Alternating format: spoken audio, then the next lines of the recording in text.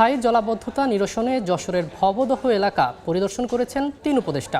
বিস্তারিত জানতে সেখান থেকে সরাসরি যুক্ত হচ্ছেন সহকর্মী জুয়েল মৃধা।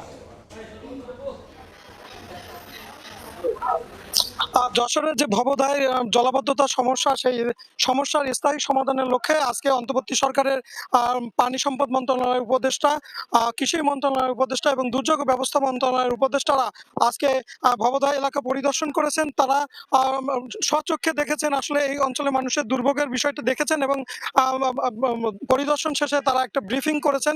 সেখানে পানি সম্পদ মন্ত্রণালয়ের উপদেষ্টা রেজওয়ানা মহোদয় বলেছেন যে এই অঞ্চলের মানুষের সবার কথা শুনে তার সবার মতামতের ভিত্তিতে আসলে তারা ভবদায়ের যে দলবদ্ধতা তার স্থায়ী সমাধান করতে চান এবং সেই লক্ষ্যে তারা কিন্তু ইতিমধ্যে কাজও শুরু করেছেন।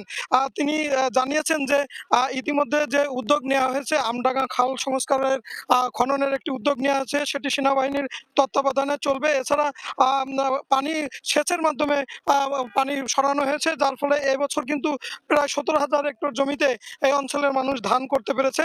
এবং উপদেষ্টা যেটা বলেছেন যে সামনে যে বর্ষা আছে, বর্ষা মৌসুমে যাতে ভোগান্তিতে না পড়ে, সেজন্য এই ভোগান্তি কমাতে 3টি নদীকে নতুন করে খনন করা হবে, যাতে জলাবদ্ধ এলাকার পানি বের হয়ে যেতে পারে।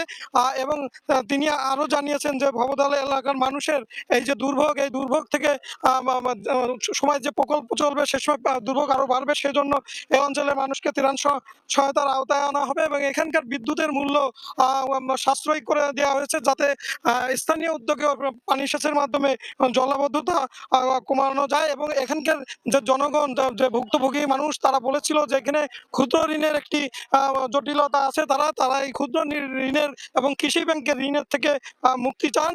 উপদেষ্টা তাদেরকে আশ্বস্ত করেছেন যে ইতিমধ্যে ক্ষুদ্র ঋণের বিষয়ে রেগুলেটরির সাথে কথা হয়েছে এবং কিছু কিছু ক্ষেত্রে শিথিলতা আনা হয়েছে এবং কৃষি ব্যাংকের যে ঋণের বিষয়টি সেটি কিন্তু তারা দেখবেন। এবং এই এলাকার যে গৃহীত প্রকল্প, সেই প্রকল্প এর আগে কিন্তু 650 কোটি টাকার প্রকল্প গ্রহণ করা হয়েছে। সেই প্রকল্পে কিন্তু অনেক অনিয়ম দুর্নীতির অভিযোগ ছিল। সেই ক্ষেত্রে উপদেষ্টা বলেছেন যে পূর্বের অনিয়ম তদন্ত করে যদি কাজ করতে হয় তাহলে 1 বছরের বেশি সময় লাগবে।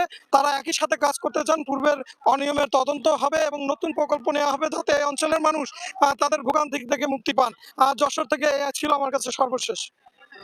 সরাসরি যুক্ত ছিলাম যশোর থেকে।